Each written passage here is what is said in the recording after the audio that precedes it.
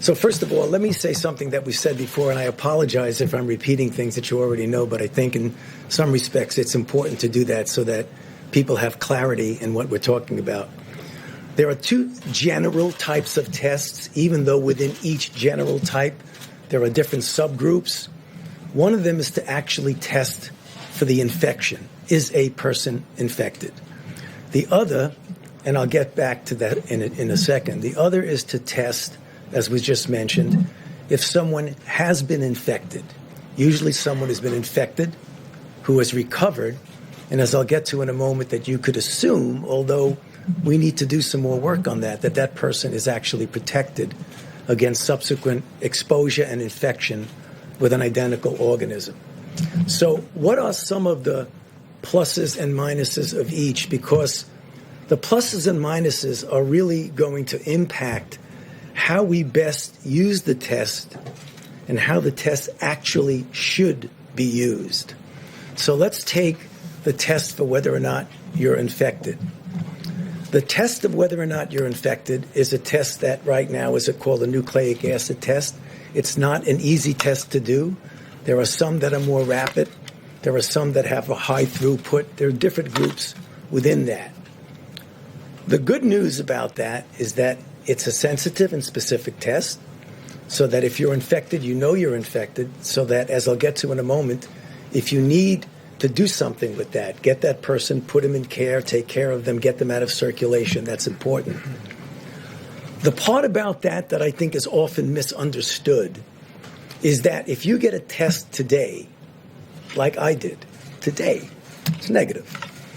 If you get a test today, that does not mean that tomorrow or the next day or the next day or the next day, as you get exposed perhaps from someone who may not even know they're infected, that means that I'm negative, which means if you take that to its extreme, in order to be really sure, you would almost have to test somebody either every day or every other day or every week or what it is to be absolutely certain. That's an issue. Now, the problem that I talk about when I try and compare this to other situations with what testing means to you. As I think most people know, have been involved in HIV/AIDS for 38 years, 39 years, from the very first week of HIV. So that's what I do. If you get a test for HIV and you are negative and you do not practice any risk behaviors, you can be guaranteed that next month, 6 months, 1 year from now, you will be negative if you don't have a risk behavior. So there's a big difference there about what testing actually means. So the point I think you're getting is that although there is clearly a place for needing to test somebody for a given reason, a test means you're negative now.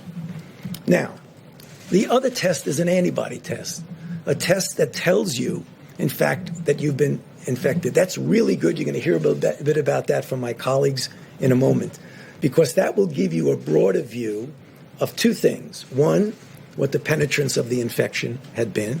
And number two, you can make an assumption, though we still need to prove that. I mean, we're assuming that if you're infected and you have antibody, you're protected. And I think that's a reasonable assumption based on our experience with other viruses. But what we want to make sure that we know, and these are some of the challenges, what is the titer that is protective? How long is the protection? Is it 1 month? Is it 3 months? Is it 6 months? It's a year.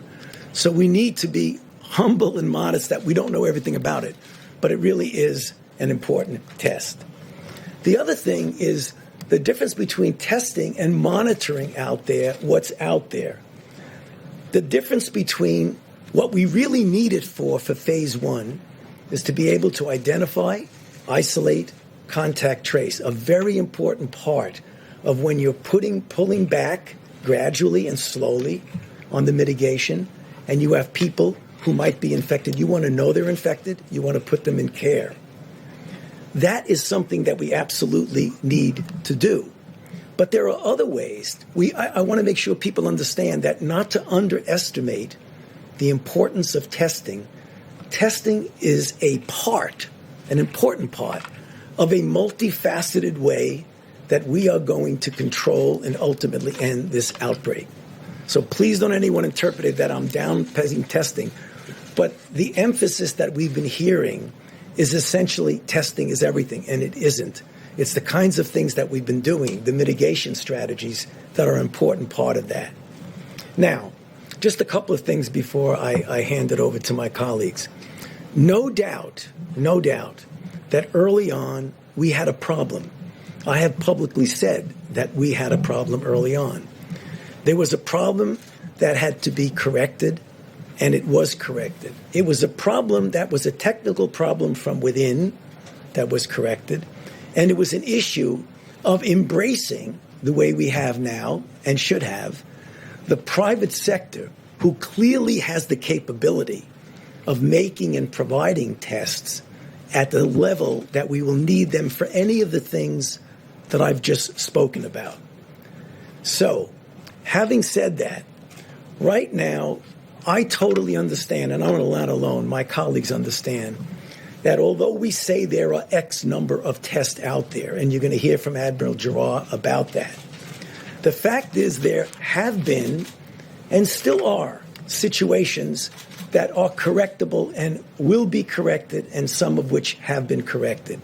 I know I get on the phone a lot with my colleagues because, believe it or not, some long time ago, I was where they are in the hospitals, in the emergency room, looking at very sick individuals that you need to take care of. And I know what it means when someone tells you, hey, you have what you need, and you look around and you say, well, maybe you think I have what I need, but I don't really have what I need. So we have to figure out, how do we close that gap? And there are a lot of things that I think we've learned and that we are correcting and going to correct. Namely, you have a situation where tests are needed and appropriate, and either people have found there's no tests, or there's no reagents, or there's no swabs, or a person needed a test and were told that there was a restriction. They couldn't get a test. These are all the things that I'm telling you already know because you've heard them. So right now, or there's a delay of 5 to 7 days. And what does that mean if you want to get somebody out of circulation? We understand that that existed, but upon careful examination, what you are going to hear, that many of those have been already corrected and other of those will be corrected. Because what I think people don't appreciate through no fault of their own is that there are two issues. There's supply and demand. And if you have a supply that can meet the demand, but the supply is not connected to demand, then supply-demand falls apart. What do I mean by that? I mean there is existing capacity that we have that for one reason or other maybe has not been fully communicated as to the availability of that existing capacity, and you're going to hear about that now. There's production capacity that gets better and better and better.